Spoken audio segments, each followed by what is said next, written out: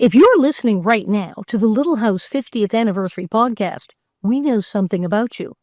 We know that you're obsessed with Little House on the Prairie. For more than half a century, Little House on the Prairie, the series and the books have been bright lights for people all over the world who seek out goodness, decency, and human connection. Here on the Little House 50th Anniversary podcast, we celebrate everything that made Little House so special. The stories, the characters, the actors, and the messages that have made Little House iconic family television. And a perfect counterpoint to a world that feels like it's going off the rails every day. Where is Michael Landon when we need him most? I'm your host, Pamela Bob. And I'm your prairie bitch, Allison Arngrim. And I'm Dean Butler. Our hashtag imaginary boyfriend. Join us for our loving, quirky, and often irreverent conversations about the finest family drama in the history of television. And the imperfect people who made it that way. In this third season, we are extremely grateful for the support of VisitSimiValley.com for their continuing sponsorship of Little House on the Prairie and the Little House 50th Anniversary podcast. Oh, hello again, bonnet heads. How you doing? I'm Pamela Bob, your host, creator and star of Living on a Prairie. I'm here with, you know her, you love her, our prairie bitch, and she's really a bitch in this one. We were just talking about it.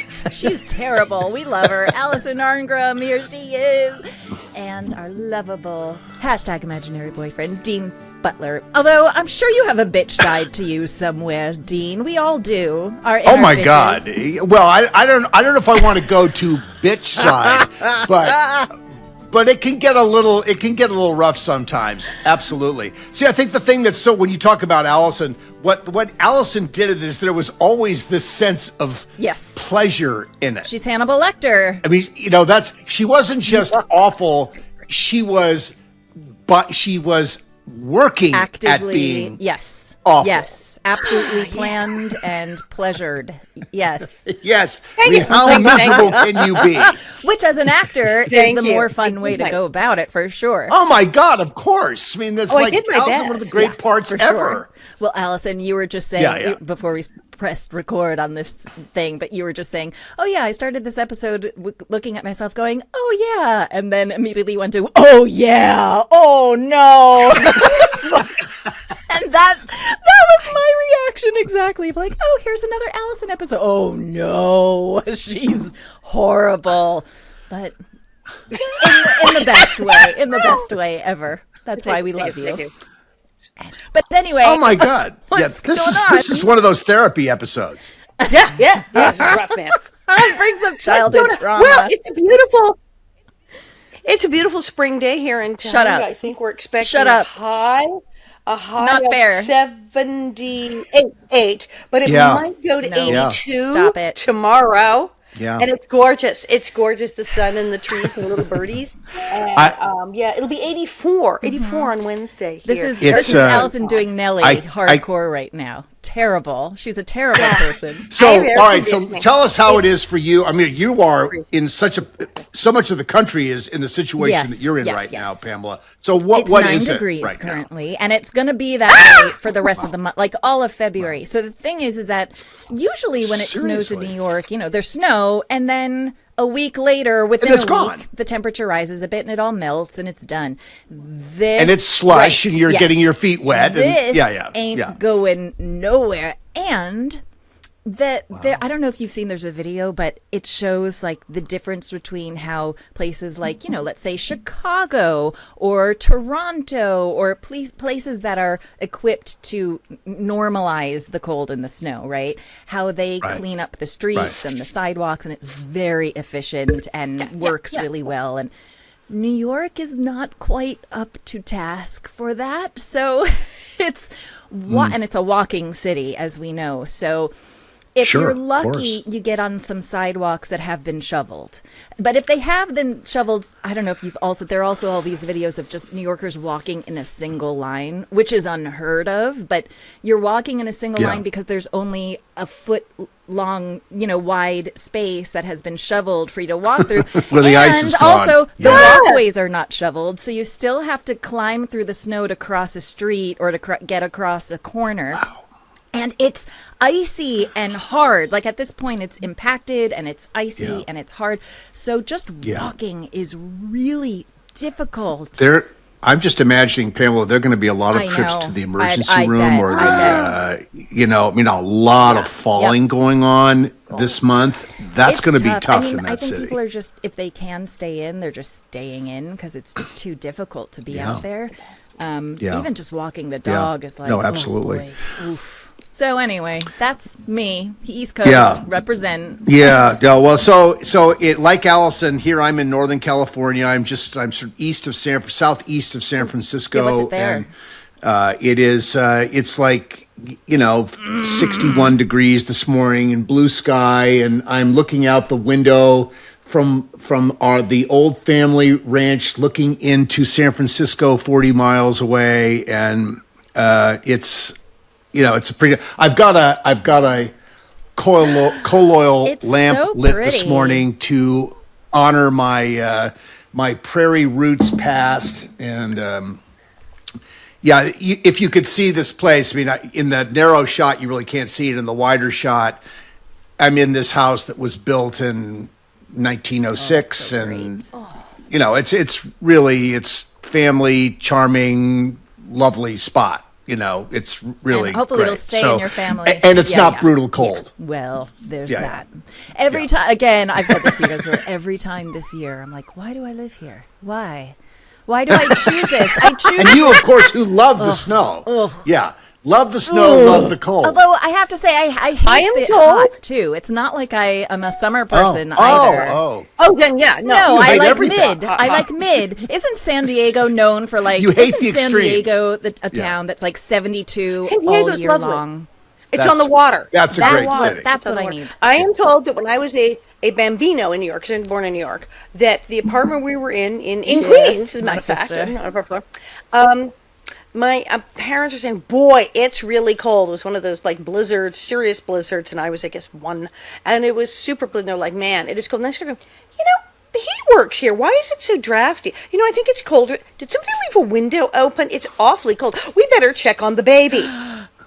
And they came into my room, and the window was open. Like, they said that much. They said it was just a crack. But the wind was blowing hard. And I was sitting in my crib going, yay! And there was about a 3-foot snowdrift in my room because the wind had power driven the massive amount of snow under the crack. And it was just piling up. And I was going, woohoo! And they're like, and that's why it's freezing in this apartment. Okay, move the baby, close the window. Yeah. So, you can get a snowdrift in your house if you don't close the window in New York. That can happen to you. Do you guys also in California, I know it's a very New York thing. I mean, it's a thing that, you have these old buildings, these old apartment buildings, these old houses. And so when the heat goes on, the radiators have a clank, clank. I mean, it sounds like there's the Tin Man is battling on the pipe, just clankety clank. So things get loud too. Do you guys have that over there? Or is that like a very New York thing? Really. We have. I think that is a very New York thing. My mother lives in a building that is, I don't know, probably early 1900s built. So it's got a different kind of heating. But what's so cool about that? What's warm about it actually is that it's very thick walls. Right. It's brick. It's thick. sturdy. So it stays very temperate inside. It can get very hot outside. It can get very cold outside, and the apartment stays pretty constant. I think Jimmy Fallon this good. past week posted on his social media just a video of him sitting in his office in Rockefeller Center. I'm sorry. Now, who was this? In his office gotcha. in Rockefeller Center, and it's just him. He doesn't speak. It's just him sitting on his couch with the radiator in the back, and all you hear is just the clank, clank, clank, clank. It's like a minute straight. That's an old city noise. In LA, we don't have buildings that are really that old, like LA. Right. And there are a few, and yes, I remember, clankety clank, but generally, first of all, our desperate cold is like a very short period of the year. It doesn't get that cold. If it goes to below 40, it's in like a mass national panic. But it's just not that cold. So interesting about 30 Rock is that it's such an iconic building on the outside, and you look at it's just got this amazing look to it, and everything around Yeah, it the is Art Deco. fantastic. And then you go inside to 30 Rock and you go upstairs to the offices and you sort of go, at least where I've been to at NBC, upstairs, it's like, this No, it's isn't just so an office great. building Up here, with studios in it. Yeah. Yeah. And it's, the Today Show is like packed into 30 Rock and it's amazing what they get done there. It's because there's just no space. But it's not this. When you go to NBC's facilities in Connecticut, where it's open and That's airy probably a new and building. Yeah. Oh, new buildings. Yeah, and they are. It's a whole different experience. But 30 Rock is not all it's cracked up to be. I can imagine Jimmy Fallon with the sound of the the metal clanging in the background. We were also talking about before we recorded, just like how did people survive the winters like this? Like how did they do it? I know. And it reminds me of I've talked about this show a million times because it's so Prairie. Frontier House, which was a PBS show that our friend Chris Chaika was the historic expert, I suppose, for it. I love that. What did he know about living in that He's time? read a lot of books. He's read a lot of books. Yeah, no, Chris knows a lot Very about all passionate kinds of about things. it. I get But that. but Yeah. That's the show where they had the people volunteer to try live like a yes. borderline game show. I used to laugh. I would tune in to laugh because I only had to do that for a few hours a day and I got paid. Yeah, and it wasn't really anything like that when we were doing it for a few There hours was a time day. when you're like, 4 I'm months. cold, I'm They hot. had to build their own Where's my cabins. They had to do makeup? everything that the pioneers actually did. And the whole And they would goal cry. of the 3 or 4 months that they're out here living like the pioneers actually did, which is fascinating. And I would tune in to laugh. Oh my at God, them. it was I the would most laugh at fascinating them. show ever. You But volunteered the for this. final test is the last day that they're doing this show is that a historian comes and sees how much wood they have chopped to see if it will have lasted them through the winter. And I think out of all of the people on it, maybe one person chopped enough wood that would, and they spent 3 months chopping wood. I mean, that was like the daily incredible. task was chopping wood, and all of them we would have talk perished about in this- that winter. Yeah, no, we talk about this all the time when we're talking about it's that farmer's life where what you do today is so essential to what your life is like next week, next month, 3 months from now. There's no running to Home Depot to pick up some firewood or whatever. I mean, it's just like you either do it or you're not going to survive. And I think when people fantasize about how great it would be to live in that time, I just, they really aren't. They're thinking about They're the not thinking idyllic it look, through. and it Yeah. looks. Yeah, they're not. That was a tough Yes. life. Okay, my dad grew up on a farm, Great Depression. I mean, it was like Yes. Dickens. He was in the orphanage. And I was like, oh my God. But, okay, so it was the Great Depression, so that's a while back. But they were also in Mozart, Saskatchewan, in the middle of freaking nowhere on the prairie.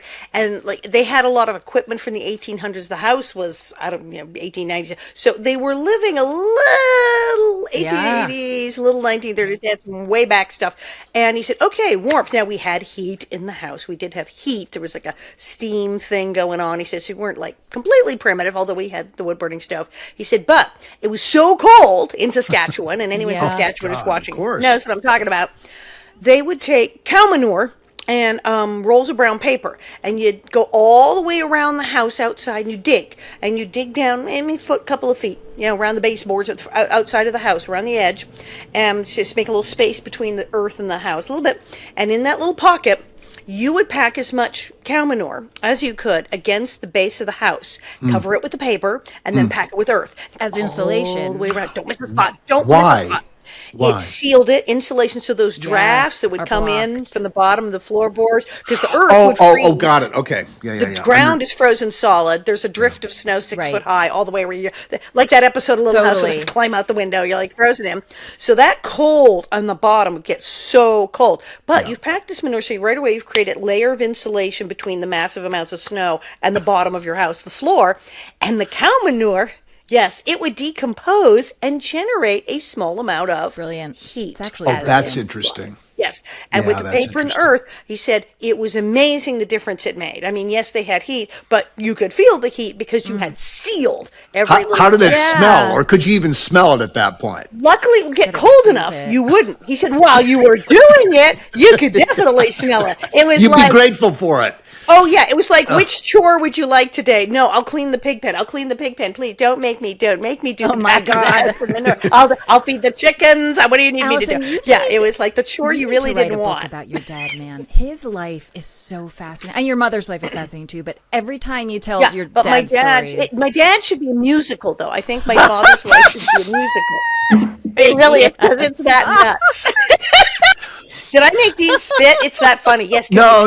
It's it sounds like I did, but having known your dad a little bit, I definitely get the musical side of it, and that would have been a lot of fun. Your dad had a real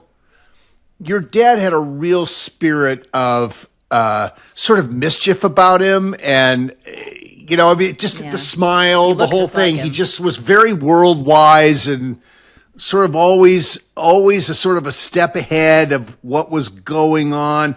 And you just sort of saw that in his eyes. I mean, I didn't have these conversations with him. You just sort of felt like he knew from stuff. Such humble, but he had milked all the cows such and fed all the chickens, and all the hogs. To go from where he started to what he became and what he made of himself is just, just really wild. Incredible. Yeah. Incredible. Pamela, I think we should take us to this episode because this episode, because we could riff on ourselves the whole. We can't do that. Okay. I'm going to read a line that Dean wrote that is so poetic. Here it is. On this episode, I'm going to do my podcast voice. On this episode, we consider the pain and the allure of keeping the world in focus. What episode are we talking about? So good. But first, before we delve into that, from UBN Go and Prairie Partners, and visit simivalley.com and our wonderful patrons, this is the Little House on the Prairie 50th Anniversary Podcast.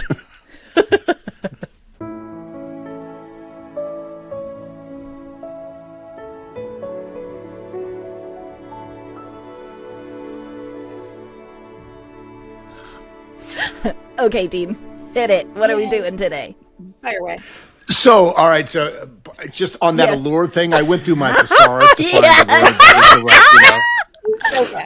the right word. Very poetic. So, anyway, I thought allure was maybe a good word for this. All right. So, today, if you haven't figured it out yet, today we are talking about episode 2 of season 2. Another season 2. Four Eyes. Yes. Yes, another season. Yes, so we're jumping earlier into season 2. Season 2 had some good stuff going on. This is a really important episode of Little House, Four Eyes, which debuted September 17th, 1975, written by B.W. Sandefur, directed by William F. Claxton. I think really one of his shot by Buzz Boggs. This was really a beautiful episode. Interestingly, this was not one of those episodes where they were going to Sonora or Arizona. This felt like it was entirely shot at Big Sky, and yet it had a much bigger feel than that to it, and some beautiful cinematic shots, which we'll talk about. Allison, what is Four Eyes about? And because you made it. Yeah, and then I have miserable. a question about, what was his name? Buzz. Okay, I'll ask after the synopsis. Buzzy Boggs. Buzz Boggs. I'll do the synopsis. Who is he? Okay. No, and Sandefur wrote a lot. He wrote a lot. We have a lot of scripts that went. Okay. He produced a lot in seasons 1 and 2. He produced 37 episodes of season 1 and 2. But Claxter directed some classic episodes too. Well, this one is a doozy, and according to the notes, Mary is excited to receive a pair of brand new glasses at first, but her excitement fades when other students relentlessly tease her. Oh, other students? Yeah, that would be you. Me. Even after Miss Beadle points out her own pair of glasses. I notice we don't go after her. No, thank you very much. Mary decides to lose, her glasses until Miss Beadle unwittingly shows her that she does not need to worry about her glasses making her look unattractive.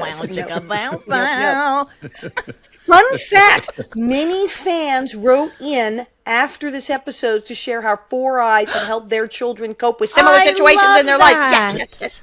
Yeah, so I think this is what makes this episode so important. Talk about something that is an everyday thing. I mean, look at all the four of us. I wore my glasses We're all today. Four Eyes. That's right. I'm wearing mine in honor. Everyone, see, that's the thing is, well, we will talk about that. 'Cause, my Auntie Marion. Oh, do I have bullying stories? Okay. Mary Ingalls, Walnut Grove, resident So overachiever. this is Allison. What you're reading now is sort of the edgy or the more descriptive part. That's the short summary. Now you're getting the longer summary. The longer summary. But you know the thing. So Mary's the overachiever, and then oh no, what is happening? She can't see. She can't Her see school. Now this is also spooky because it's like foreshadowing. She's going to go blind. Ah! It's like hint. But they go to the eye doctor and they get her the glasses, and it's great. Enter Nellie Oleson, who insists that Mary's new spectacles will destroy her beauty and her appeal. So Mary decides she'd rather fail school than be a Four Eyes. By the end, Mary wisely chooses eyesight over vanity. Yeah, It's a it little sure more is. complicated. Yeah. Yep. And the more your grades improve when you can actually see the assignment, and we can always count on Nellie Oleson to be horrible. Yes. Okay, so question. You said shot by Haskell Buzz Boggs. Who was this, a cinematographer? Who was he, and was it rare that he did an episode? Oh, okay. So we had two primary cinematographers on Little House. Ted Voigtlander, who was Michael's DP of choice. When Michael was directing, Ted was shooting, although I'm sure Buzz shot some of Michael's shows too. He was genius. But Buzz and Ted had very different approaches, but they rotated episode to episode. What do you think for their the most differences part were, Dean? I think that Ted shot in a very naturalistic way. He wanted, like when he did Night was a much more subtle kind of night. Lamplight was a very subtle, beautiful lamplight. Buzz was a more he was older man, but his, like when Buzz shot Night, it was blue night. He hued it blue, so that's how he created that feeling. But this episode, I always think of Ted as shooting these beautiful cinematic shots. There are some really fun shots in this episode. And this is Bill Claxton working with Buzz, and they craft some of these really cool shots, which we'll talk about when we get to them. But the biggest difference, as I think, is Night. Ted's lamplight was very natural. Buzz's had a little bit more. You maybe felt a little bit more that there was something going on in the craft of that to make that effect work. But in this case, a lot of lamplight in this episode. Yes. The lamplight was beautiful in this one. Well, it's all about lighting and vision. I just have to say, growing up on the show was wonderfully bonkers that the camera people were Teddy and Buzzy. Everybody, anyway, that's what we call Buzzy and Teddy. Yeah. Okay. And these were two older gentlemen that had shot a lot of stuff. Ted was a multi-Emmy Award winner. As a cinematographer. He was just such a cool guy. And Buzz was sort of like, I always think Allison, I always think of Buzz as a little bit like Porky Pig. He was a total character. He was out. He was out of some movie. It's bonkers. He's out there at Forest Lawn, Hollywood Hills, by the way, because I happened to take Danielle, our French friend, out there to see if and I was like, and here's Buzzy. Wow. So it's like, Buzzy was a character, and so they made it very, very interesting duo. It was quite something. And they were both such great, responsive. The camera crew, led by either by Buzz or by Ted, so good, such skill. The gaffer crew, all of these guys worked so beautifully together. Everything just happened the way you needed it to happen. And this show is quite beautiful, and you don't expect to see as much of the world at Big Sky, perhaps as you saw when the show went on location, where you could really open things up. This was pretty good. There was a lot to see. There was actually a shot that I was like, God, that is so beautiful, because you felt it was like Laura was at the creek next to the house, and it's when Pa and Mary come back home and she drops the basket and she runs the basket, she runs in like how they always do when Pa comes back home. Yes. But the setup where you see the tree branches and the top of the screen coming down, the beautiful creek, then the house in the background, the winding road in the background with the tree, going up the hill. It was so beautiful, and it gave that feeling of, I want to live here. I want to live with these people. Yeah. Like this house, this feels course. warm and welcoming and loving, which is, Of you know. course. And the lighting is just, we all look so good on the show. And in this one, I said, I looked so cute. Oh, the pink dress with the pinafore, one of my favorites. I am so cute. I'm just a little China doll. I look so pretty. Yeah, and that then I opened scowl my on mouth. your face. And it's like, geez, look, what is going And on with that show? you and Jonathan he was were awful, particularly too. the 1-2 punch in this one with horribleness. He gets it from you, though. Jonathan was such a great naughty Especially because boy. his vocal, so I good mean, at it. what a his voice fantastic was naughty so boy he was. ridiculously like Pinocchio high. I mean, his the falsetto, So cute. that's really high. That, by the way, went on for a very long time. Yeah. Even It that just baby. made his Yeah. taunting 10 times worse because it's so annoying. annoying. Because like four eyes. Shut up. So let's Take it to the top. let's Jump in. let's get into this. So I have notes. yeah, do you okay? So you were there. So Allison, why don't you start with what you want to Well, start I mean, with? the and we'll first thing I react. wrote down is, wow, I am particularly hideous in this episode. well, This is yes. the first thing I wrote down. Torturing stutterers, humiliating people in glasses. Yeah. What is it? I mean, just talk about Yeah. ableist. I'm just so vicious. Oh, okay, right. The whole thing about the Yes. grades. This is all about grades. It's intense, and that's when Mary puts a lot of pressure on herself to be perfect, get straight A's. Her parents go, and that was something I noticed. They're very modern. We hear stories about people in more recent times who would spank or physically punish their children for not getting a grades, B or better, and go to your room. You didn't get A's. Pa is like, hey, well, did you do your best? And well, I see you got B's. He's smoking the pipe. Oh, that's much better. You improved in this subject. And Ma's like, but your grades are way down. And he said, oh, what did you want me to do? He said, you want me to stomp around and raise Cain? Yeah, you want yeah, to throw a right, fit and exactly. scream at my child because their grades went down like this much? So very modern. But Nellie and Willy are doing a thing also very modern. Our mother pays us for grades. You get like insane amounts of money, like 25 cents, which, as we know from this show, can buy you like a whole wagon wheel practically. And then later, like $1 if I get straight into that's like a month's worth of wheat. I mean, it's like insane amounts of money, and she's paying them for grades, which is disgusting. I mean, some parents do I mean, that, and though. It happens. yeah, I mean.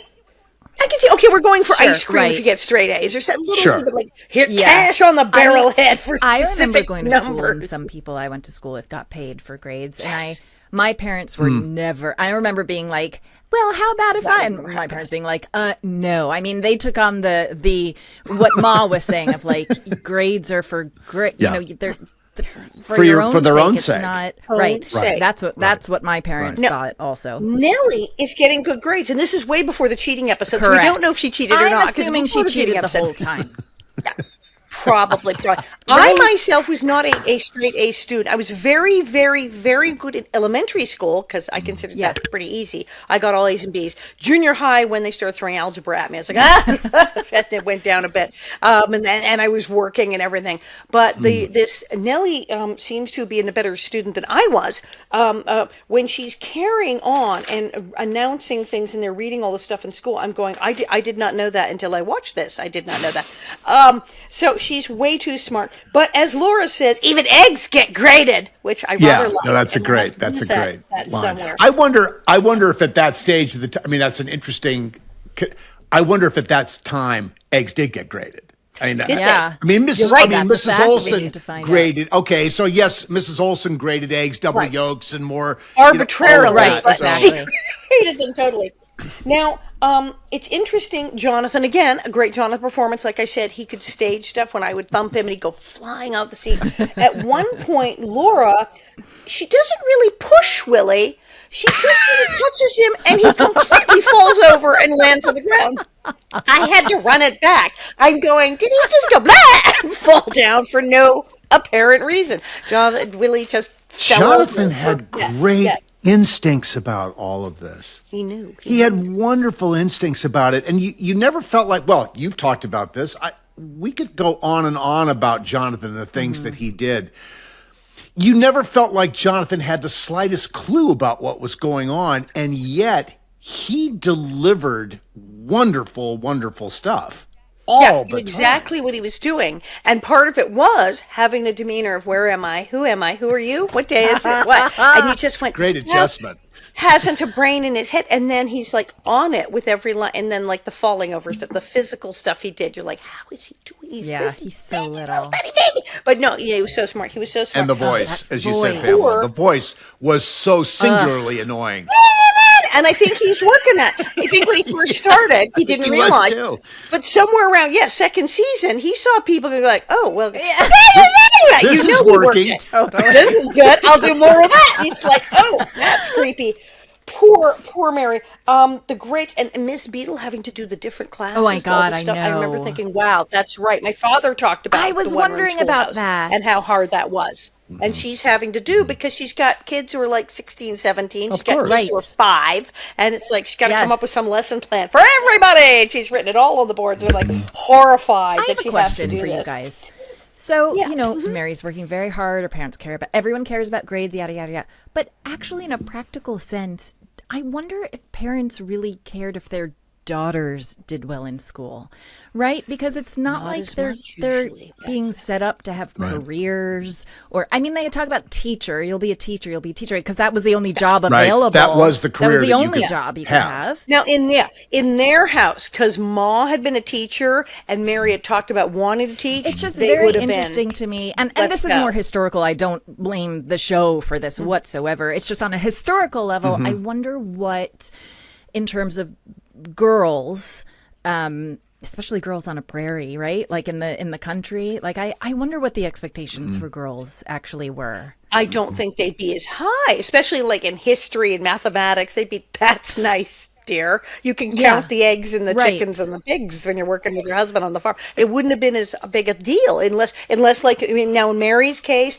she was absolutely going to be a teacher. Her ma had been a teacher. So they were expected to have very good grades and a high level of knowledge of math and science and history. And absolutely in that house. But you saw some of the characters of the farmer families. Yeah, they'd be like, well, she flunked math, but that's she's right. pretty.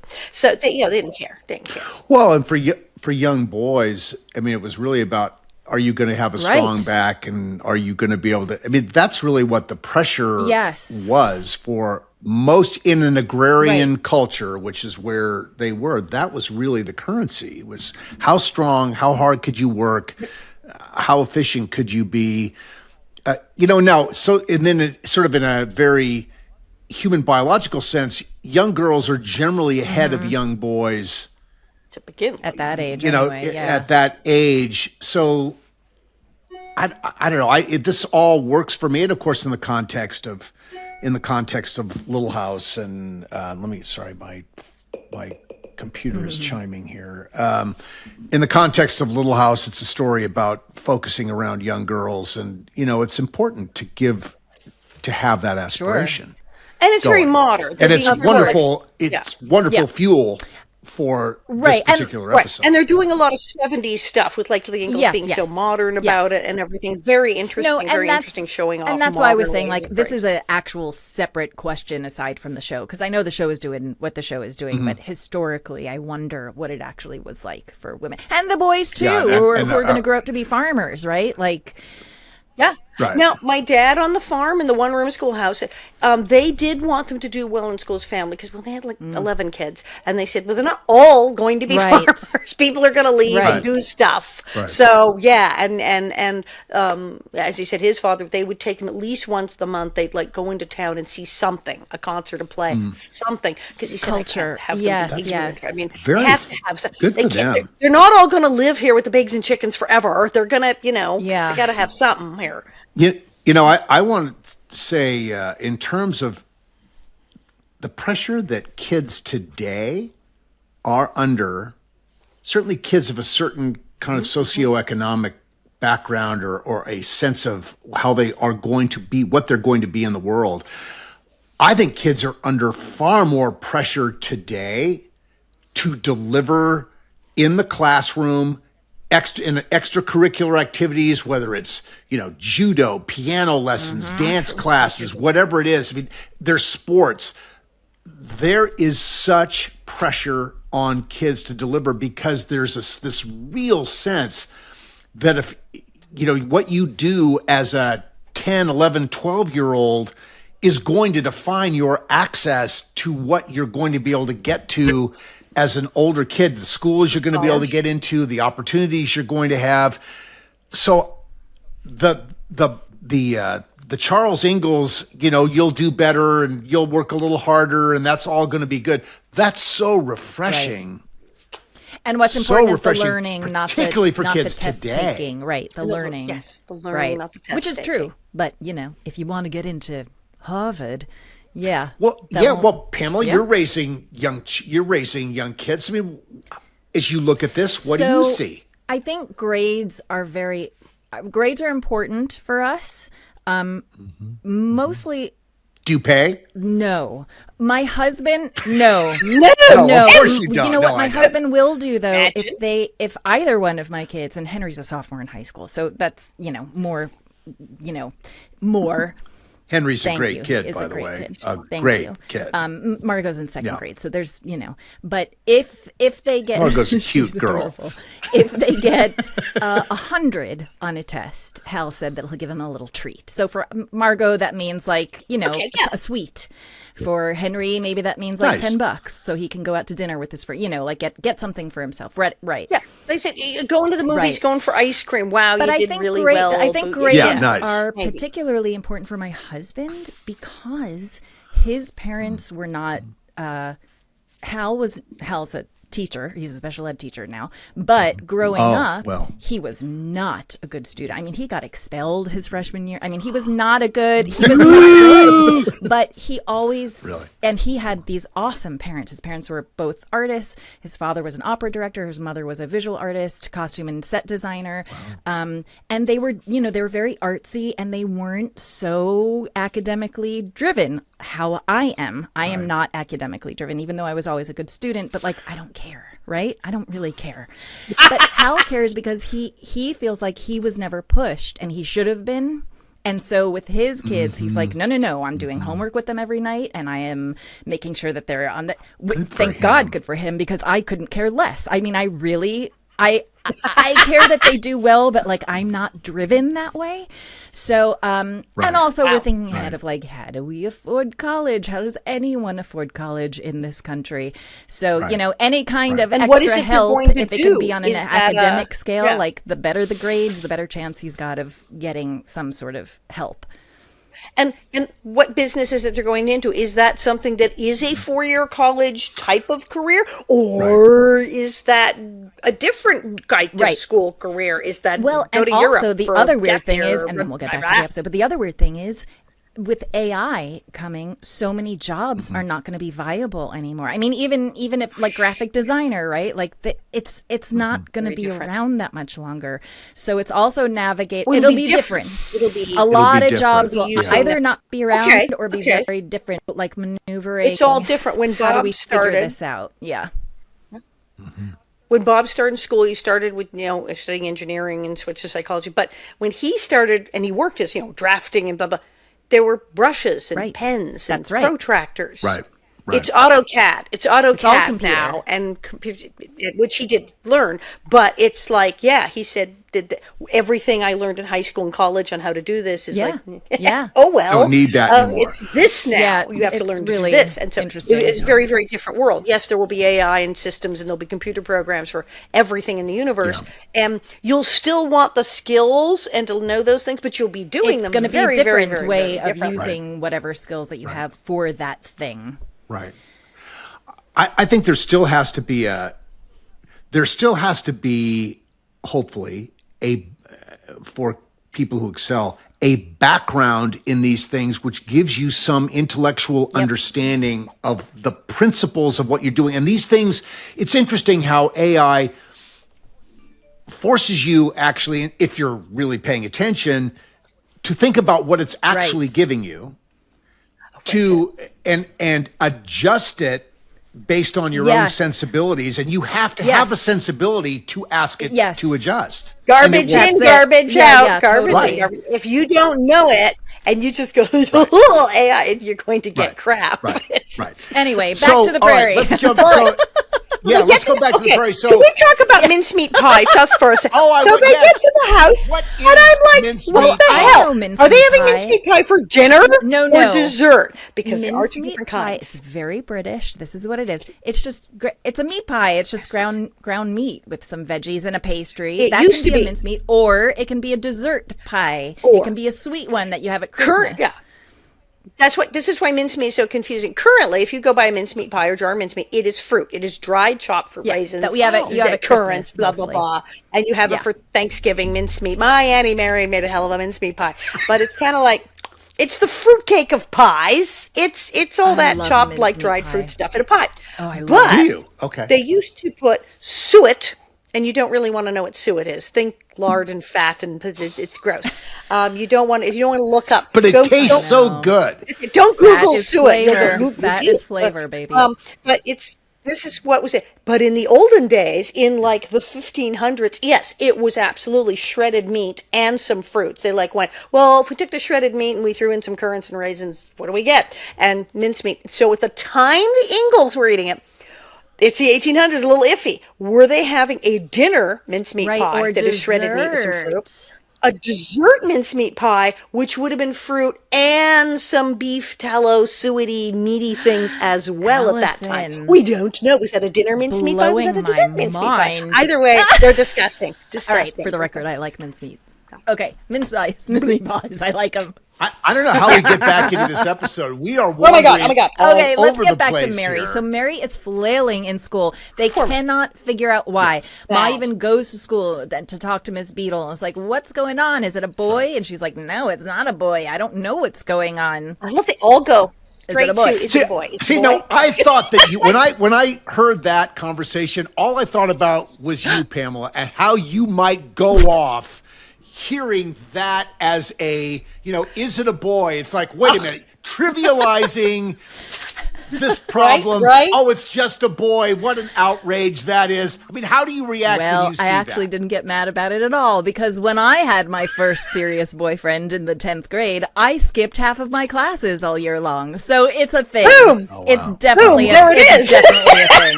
I mean, it is. Your focus gets warped and... No, it's a thing. That did not bother me, but I love that you thought of me. I love that you thought it would. I did, because I thought that's sort of a sexist thing to say. Is it a boy? Yeah. And it was more than once. Maybe that's exactly what it is. It was more than once. It was like, is it a boy? Oh, and then, hey, is it a boy? No, it's not a boy. And I'm like, ooh, they're all going. How old is she? I'm 13, right? In the end, we're going to find out it really is all about a boy. Exactly. It is well, technically that's the part. Because it becomes about Vanity. vanity. We'll get there. Now later. Okay, yes, we will totally get there, because that is the part that was like, come on, we'll get there. Nellie's hand goes up. I'm so adorable. I'm in pink a lot in this awful. episode. I just want to say I'm so cute. It's some of my favorite outfits. I'm so adorable. Big Pinafore things. And I get my hand up, and I said, I had to write this down. In 1588, the defeat of the Spanish Armada began the dominance of the British Navy. The dominance of England's power over the sea. Yes. I did not know that until I watched this episode. Because I'm like, what? What is she? She had all these dates, and Miss Beadle going, we have a historical event for every date, and we went over this. What is the historical event we all talked about that are these particular dates? 1492, even Willie knows that one. And I go 1588, the defeat of the Spanish Armada. 1607, Jamestown. I remember getting so. I'm the one who goes, Jamestown. I remember blowing my 8th grade history test. I mean, this Mr. Wilcox had been talking about Jamestown forever, and I don't know what I answered like San Juan Batista or something. What was I thinking? And he looked at everybody like, what are you? You're not paying attention to anything if you can't come up with Jamestown. 1607, the founding of Jamestown, the first permanent settlement in North America under the leadership of Captain John Smith. And I'm like, what? How am I even? Okay, my mom and my aunt were really proud. P.W. Sandifer wrote it for you. exactly. And my mother and my aunt were so proud that I stood up and said these things, and I went, "Really? Was that?" First I heard of What it. did you have to do with it? I did not know these things. I don't think my level of history was. Well, you were we weren't very that convincing. up to that part yet. No, of course. I was in junior high. I was like not, and no, I was not a good enough student that you could yell out 1588 and I'd go Spanish Armada. No, that was absolutely not something that was ever going to happen in my world. I don't know that now. I was like, you just told me 2 minutes ago, and I still don't remember it. Okay. Yeah. So that cracked me up that I was such a good student. I'm going, yes, no, that's acting because I didn't know. And this and then Mary's thing in this is that she's what she got Well, nothing. she She's got nothing. can't She's answer any of the questions. she can't answer anything. What's interesting to me is that she couldn't say. It's an interesting choice, and maybe this just speaks to our need to project that we're always okay. But that she couldn't say to anybody, I can't see that. So this was my question also about this episode, because I mean, the fact is, in modern day watching this episode, you're like, yeah, it's about getting glasses. What like that's an everyday occurrence. And it makes me go, oh, how common was it actually? I mean, I know that they say that people's eyes have become much worse as the generations have gone on from there. Part of it is because we're not... Because we go to glasses right away. Part of that they think is because we're not outside as much as we used to be, and our eyes are affected by that. But I wonder also just actually how common it was for people to need glasses back then. And obviously they know nothing about it. So her saying that her not saying I can't see, I could sort of justify, because it must have been very frightening, and maybe she just had no idea that anything could be done about it back then. There's a scene at the eye doctor when Pa, like, I don't want to jump ahead much because he does that terrifying scene where he figures it's like out a horror his eyes. story. But the doctor says something about maybe one day they'll test at school. Like, they didn't. There was no regular testing. People didn't know. My father, again, in the one-room schoolhouse, was at the back of the room. He thought he might be stupid. He wasn't sure, and he was terrible at math because he little dyslexia, and he couldn't see the bottom. He couldn't see his eyesight. He was nearsighted.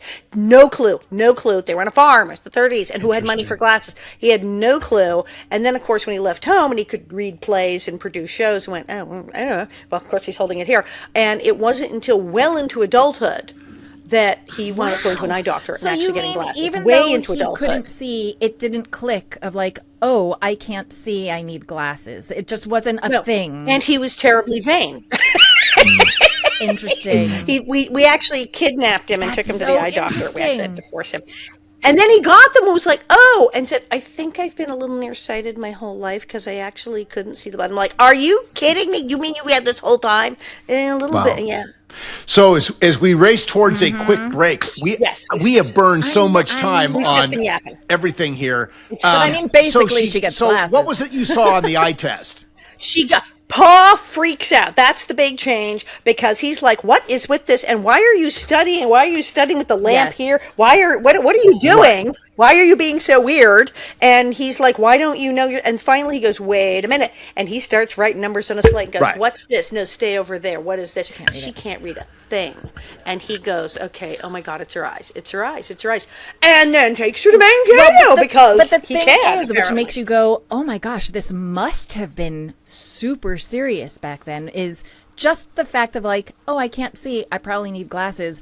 But it wasn't as simple as that back then, obviously. I mean, for her to have eye problems, the way that they handled it on the show, the way that they shot it, the way that the music was, the dramatic tension of it, was the anxiety as if that was she created, was getting tuberculosis, like as if this was a life-threatening type situation, which it could have been on the prairie. And remember, this is though foreshadowing, because we know in some sense, if we've read the books, didn't you have scarlet fever? And didn't you? Oh, wait, and people are waiting at home with their books going, did she go blind? Didn't she go blind soon? Did she go blind yet? And that's kind of subliminally there. So it's right. Is she going to go blind? And that's why it's a huge deal that she gets glasses, and the whole audience goes, oh, thank God.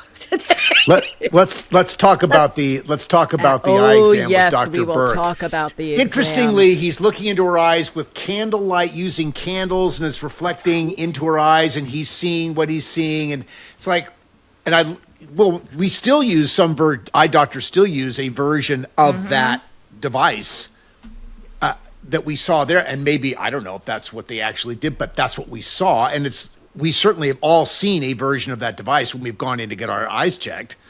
So it's sort of, that was sort of interesting, and she's sort of, we watch the things, the world come into focus for her. The music is very eerie and suspense-filled. Now, something that really sort of cracked me up is right there, and you can't go to any of the instant eyeglass stores. I know. I have that in my notes. Yeah. I was like, this is a lens crafter. Yeah, apparently. I can't get these right. You know how long these took? I went in, I had the exam. They said, we'll call you in like 2 or 3 weeks. And how did you go home with glasses? How did you go home? I can't go home with glasses. It was the original lens crafters. They had people right there. Yeah, 1 hour guarantee. Boom, your glasses are made. I have that written down too. Get ready for the experience you'll never forget, and he did it in 10 minutes. I have to say something, though. And it's like, he even said they were custom because they said catalog. She said, don't people get them sometimes out of the Sears catalog? Which they did. They were like cheaters, like you buy at the drugstore, like if you were mildly nearsighted. And then the doctor says, no, those aren't as good. So he's already saying that they're customized to her particular vision problem, not just cheaters, and yet they leave with them. Did they stay in Mankato for 3 weeks till they were done? I don't know, because these took 3 weeks. Well, Mankato, you'd have to send to Chicago to get these things. Minneapolis, you'd have to send to New York. This is not something you're just going to get. No, I also wrote that was a little down. weird, because we all know you can't get the glasses that fast, even now. And she No, of course not. But that was fantastic. And then, of course, as the second act ends, they're driving home. They're driving back to Walnut Grove, and Mary is wondrously looking around, seeing the world that she has maybe never seen in her life. This was me after LASIK. Because I was nearsighted for ages, and then they finally said, hey, the LASIK, I was turned down for it. They go, no. And then they kept changing the LASIK. And they go, now we can fix that, and that's fine. The astigmatism, not a problem. And they said I had very thick cornea, so I went, do it. Now, I want to say we're going to take a quick break, but I want to say a little bit, the structure of this is a little like Into the Woods. What happens after Happily Ever After? She has her glasses. She's got The World is Beautiful. Right. I love you. I love my glasses. I love you too. End of Act 2. Let's take a break because the world is going to get really ugly and it's all you. All right, guys, we'll be back. When you visit Simi Valley, California, you're stepping into the pages of history. Go from the pioneers to the presidents. Explore beautiful wildflowers, hike through iconic Hollywood locations, and end your day aboard the actual Air Force One at the Ronald Reagan Presidential Library and Museum. Throughout the summer, take the Little House 50th Anniversary Tour at Big Sky Movie Ranch. Less than 15 minutes from Los Angeles and 30 minutes from Universal Studios, Simi Valley has small-town charm with big-time history. Go to visitsimivalley.com for more information. We are so grateful to visitsimivalley.com for their commitment to presenting the Little House 50th Anniversary podcast. All right, we're back. Listen, before we get on to that, I have to do a little note that you guys would not know because you are not little kids who are fans watching this. But the eye exam scene, as a child watching this, is the most riveting, crazy thing you ever watch, ever. I know I've talked about Mr. Rogers had a segment where they made the crayon. He went to the crayon factory and you saw how the crayons were made and it was transfixing. Like it was like the most that's what this was. It was a bit scary because the scary music and the tension and the close up of the eye, which can sometimes be a little freaky, but fascinating. As a kid, it was like, oh my gosh, he really, that you would not get watching as an adult. You would not get watching now, but just the kid's perspective, it was like unbelievable, that eye exam scene. And really nicely shot. And that actor who was making his day, and we saw him multiple times. He's the eye doctor throughout the series, and he was, and I'm sorry I don't have his name. That's our bad.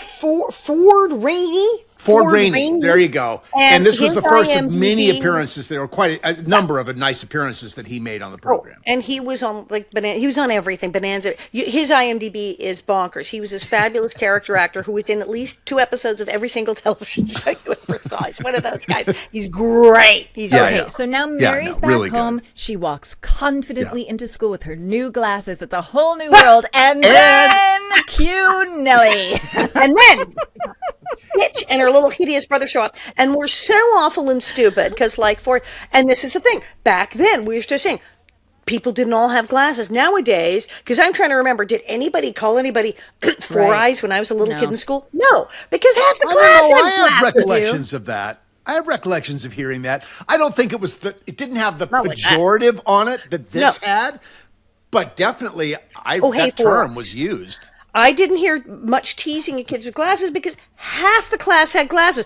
Yeah, you might your friend who you knew, hey, we have 4 eyes now.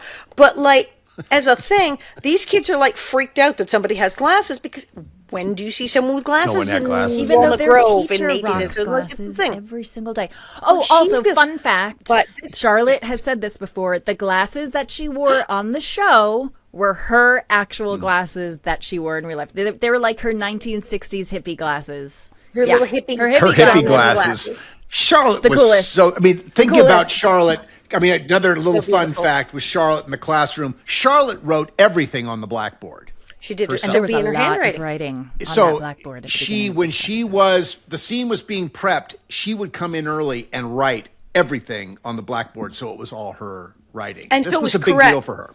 Because one of the first episodes that she'd had writing, she came one of the guys and she went, "That's not right. That we wouldn't have that on the board. That's not correct." And he's like, I don't know. And she's like, "Give me that thing." And she did it right. Now, this is where I have to bring up my beautiful Auntie Marion, which some of you may know stories about, was my guardian on the set. My parents both worked. My Auntie Marion took me to the set every day. And for the whole 7 years, because even after I turned 18, I came to work by myself a couple of days and everybody said, "Well, where's Auntie Marion?" Because she'd become part of the whole fabric of the set and the family, the crew, and everyone. And I said, "Well, she didn't have to be here." And they're going, "Yeah, but why not? What's she doing today?"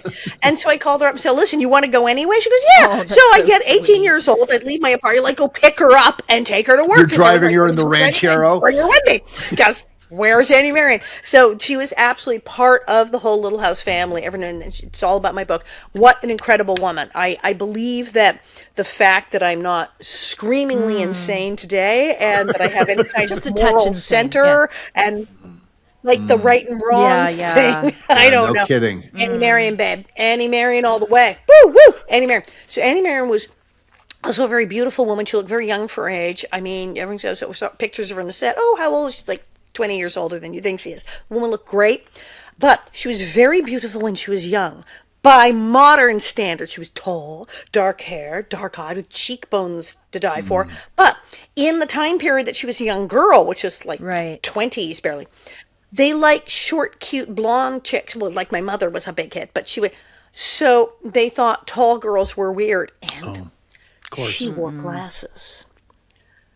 My Auntie Marion told me that this episode was very difficult for her because when she was a girl in school, they called her the four-eyed donkey.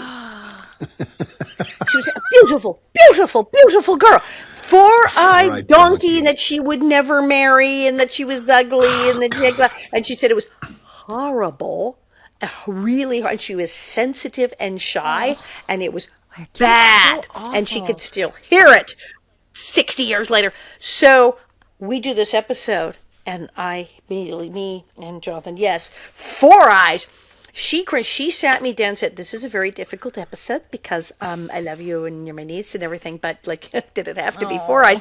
I can still hear them saying that. You have no idea how bad this was. And they explained to me that it was really bad and that I may not watch this when it comes on. Too I just, triggering. You're shooting the scene. I'm gonna go over there while you're shooting the scene because this is killing me. I'm listening to my favorite, adorable, such a good little girl that I know is a good little girl saying this stuff. So she said, "Yeah, you've done some bad things, but on the show, I get it. You're the bad." But really, she almost couldn't be there for this. It was so traumatic. Well, it was so traumatic. And I'm like, ooh. It was so traumatic for Mary that she goes and loses those glasses. Freaks Yes, out. right.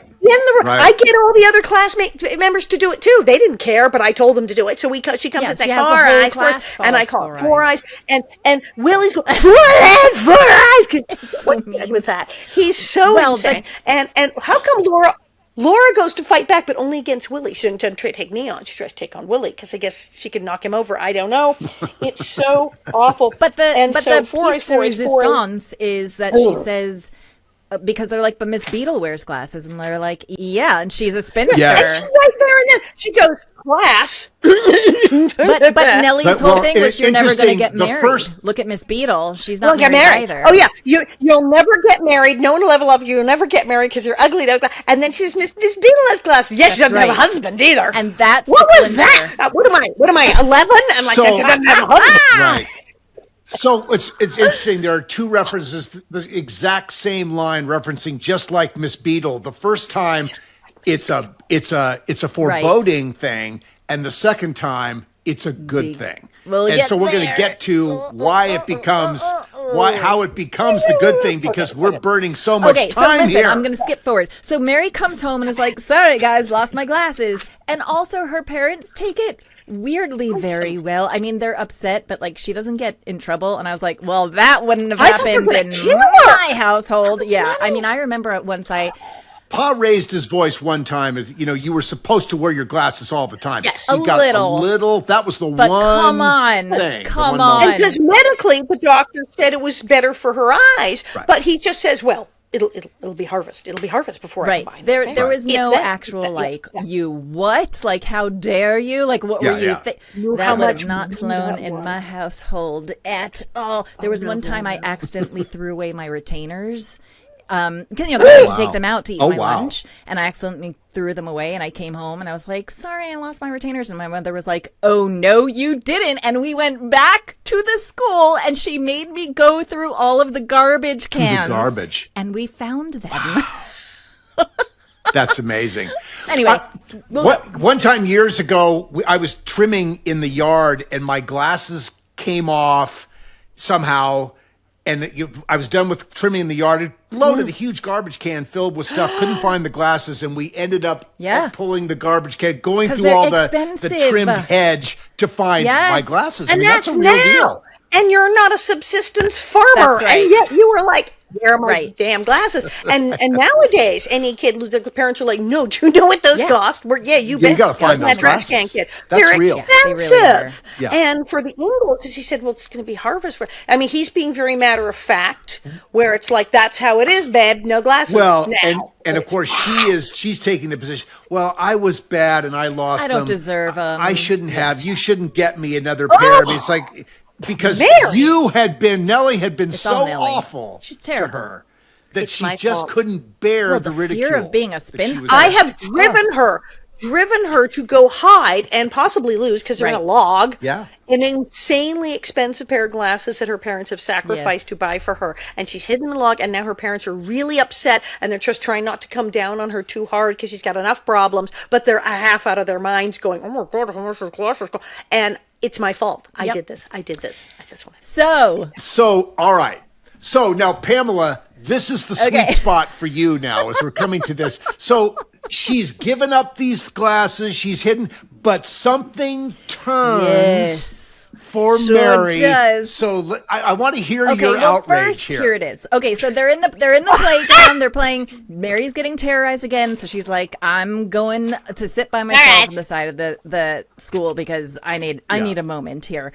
And cue another strange man hitting on minors on the prairie. Why is this a recurring theme? Why? He's cute. Oh my God, it's so creepy and gross. Brian Richards. Brian Richards. I don't know. He doesn't have much of an eye to Brian Richards. I think this is the only thing he ever did. Don't know. Cute as a button. He was pretty good. But he was also, great. it's like she has no goes, idea. hi there. And he's flirting. He's flirting with an 11, 12-year-old girl. He's like, hi there. You're so pretty. Thank you. She has no clue. I'm like, girl, run. It's not safe. She should have a whistle and be blowing it and running into the school at this point. But no. But anyway, long story short, he asks for Miss Beadle. He says he's her beau, and he walks into the church. The school, it's school mode now. And then she eventually goes into the school and catches Miss Beadle doing a little kissy in a clinch with the lip lock. totally lip locked. And I at that moment was like, yeah, Charlotte, yeah, knowing Charlotte, we know Charlotte was like, it was probably some boyfriend of hers. She got the job, or right? something. No, this wouldn't have been any.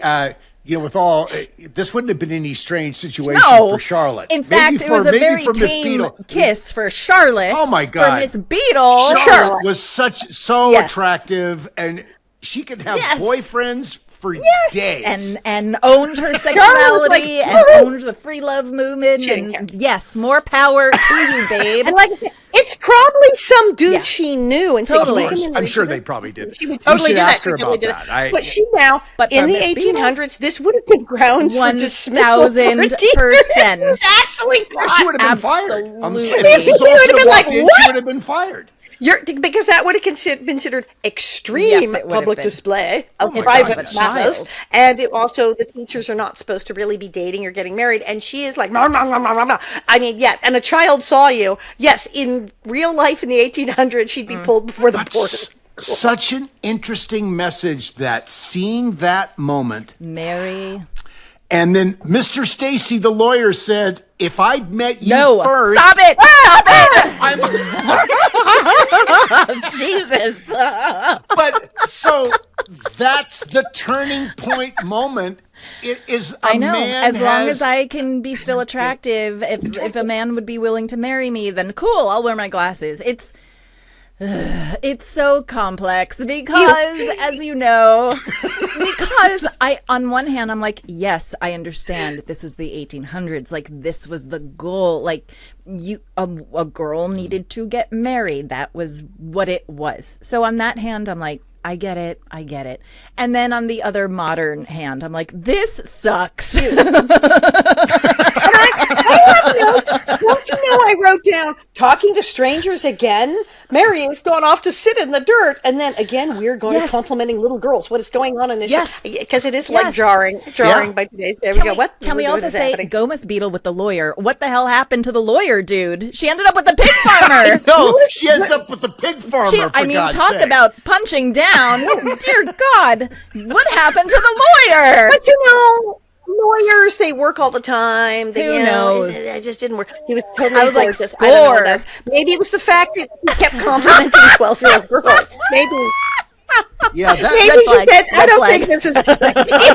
I wonder for audiences at that time, I wonder how many mothers and fathers were sitting at home watching that moment happen. And look, it's pretty benign, but if you read into it a little bit, there's a messaging there that's not great necessarily for a young girl to be getting. And but I also think, what was this? That would never work What was this, today. That would be very upsetting. 76, 75, right? I just think, 75. Conversation. I mean, this wasn't the conversation then. This wasn't the conversation until, I mean, quite frankly, I think the past 10 years when people have started to go, oh, wait, maybe that's not, okay. I just don't think it was part of the, even a part of the conversation. I think it's still kind of, there's a positive because, okay, at that age where you're not very mature yet, the thought of, I want to be pretty. Of course. I mean, we all want to be loved. We all want to be attractive in some way. At that age, you go, I want to be pretty. And you got me and Willie going, you're not pretty and you're ugly. And that's kind of awful and horrible self-esteem. And then someone goes, whoa, you can be pretty. You can have the glass. You can be so pretty that the pretty guy from the wagon is kissing her face off. That this is somehow, oh, okay, yes, if you have glasses, you can be pretty. When, oh my God, I won't be pretty, is your biggest worry at that point, at that age. It's sort of a tough message. Yeah, so like, then, is that the takeaway of this episode? I wonder then, like, what is our takeaway of this? But I remember being that age, and you're not sure you're pretty. And I mean, as we see here, I was an adorable little. I was cute. I was a very cute little girl. But I didn't always, as I started to become a teenager, I was like, I don't know, am I pretty? Am I pretty? Because there were some really pretty girls. Of how course. pretty am I? We all think we're Totally. geeks when we're that age. And I thought I was geeky and I was short and stuff. And so I was like, I don't know. And I was worried. And so, so You were worried. You have conscious memory of being worried. Oh, yeah. Well, the problem was because I was short, and we talk about like bullying later, but like my parents started comparing me to short, famous actresses to make me feel better. Oh, okay. But let's a lot just of say people were short as famous actresses. I mean, right. The reality is everybody from Betty Davis on down was short as all get out. They were all tiny. But they started like mentioning actresses that were short that maybe were all character actresses and not known as being terribly attractive. No. And I went, oh, that's the not messaging. No, this is not a selling Just point. generally No. speaking, the messaging for girls is just, it's harsh. It's a lot. Yeah. So Mary sees the kiss. They have the conversation. She runs off to get her Mary's glasses. like, I can be sexy secretary. Yes. Exactly. Which is a look that totally works. Okay. Totally. I went on Reddit, and we know how awful Reddit can be.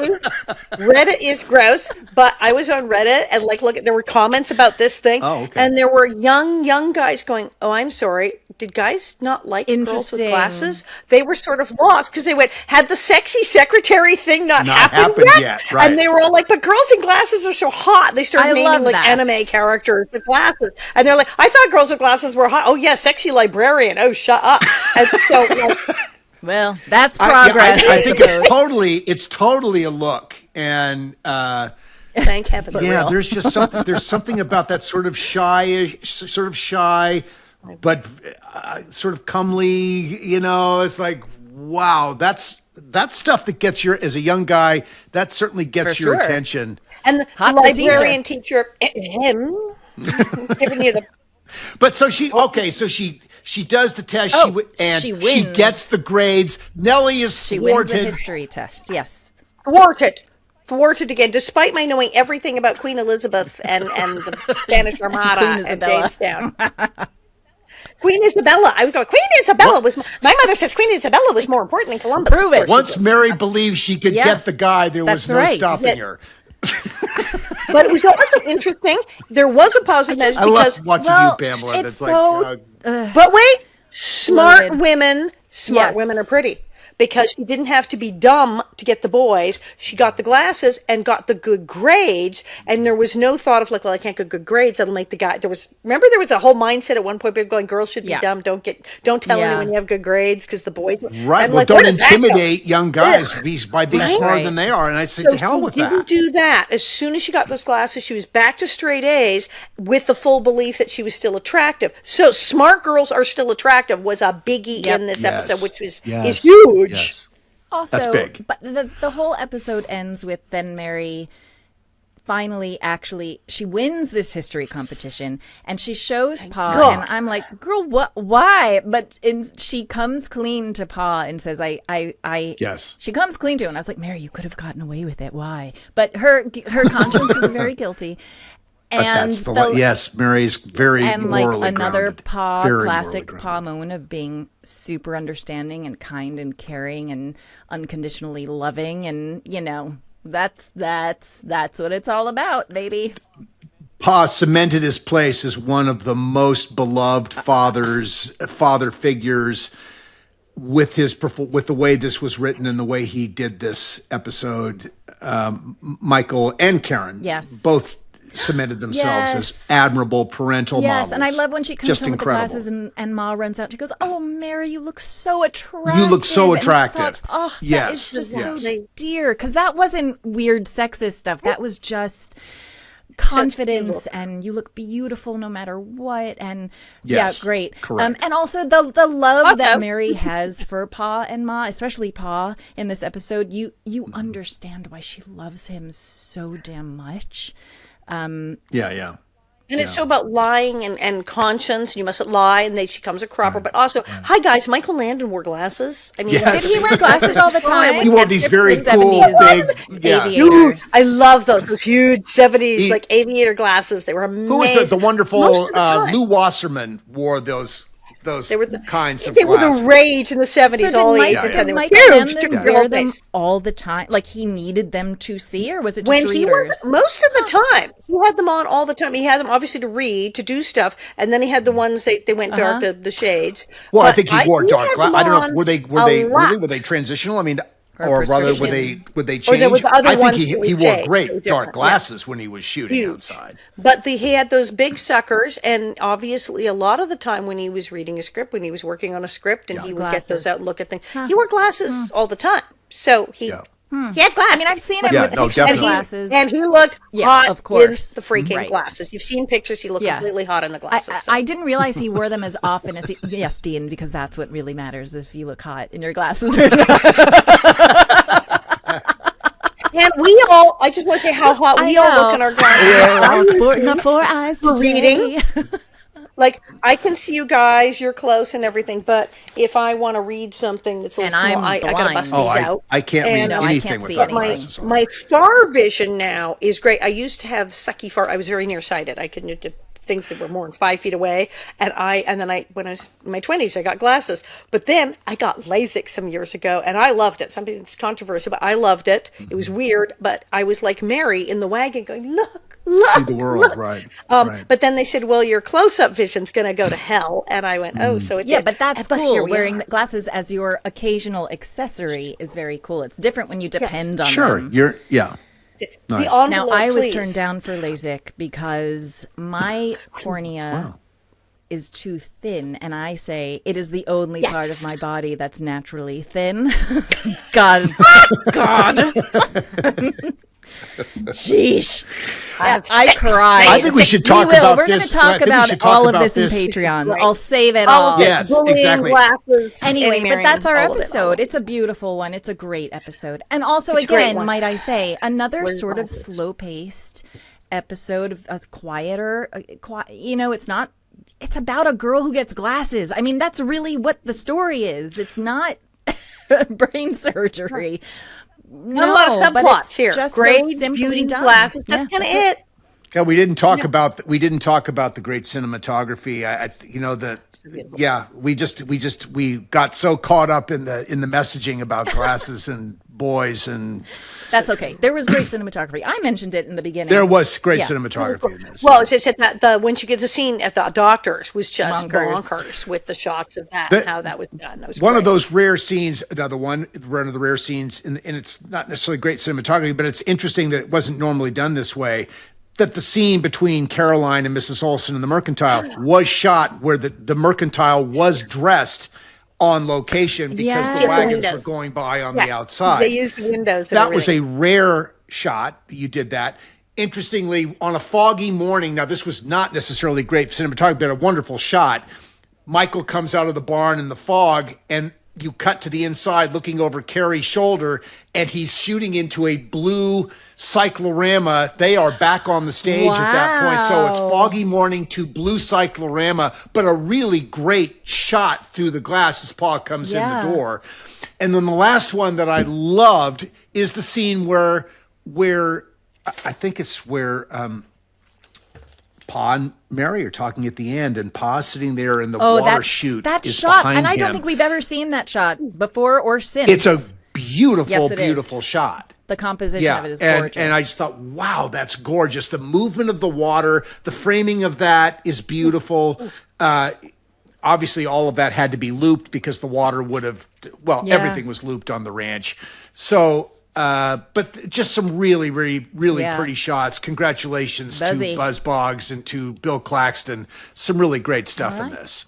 and baby Carrie. she- Baby, Yes. Baby report Carrie was card. actually I know, and understandable. very in cute. this. I have a report card. Well, you don't go to school, Carrie. It was another. No, but you could fabulous understand everything Carrie she moment. said. It's Yeah, true. absolutely. It's true. Baby Carrie. I don't have a report card. We do have to. We're going to do that episode where Best we of baby bring the ca- green best of bushes baby in, and we're carry. going to We talk have to about compile that. all of this stuff. Best Hey, you guys, if Yeah, you yeah. have any Anyway, baby let's- carry moments that we are forgetting about, how about we ask people, tell us your Yeah, favorite what are your baby carry favorite moments from baby which carry moments episode, so as we that say we can goodbye? gather all of this together and compile an episode for the best of baby carry. We're gonna post Happy about birthday, this. baby. This is how we're gonna do this thing, because I was like, how are we gonna find all the baby carry? You guys will help us. I know you will help us.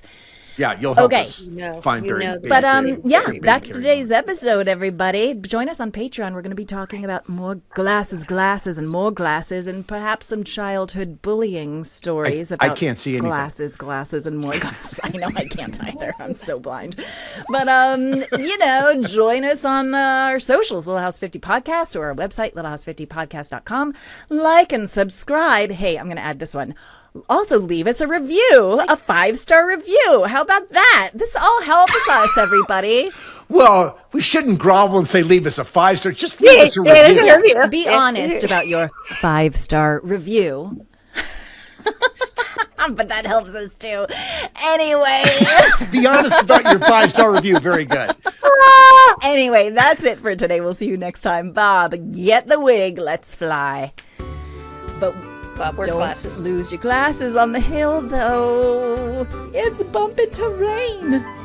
No, Dean, no!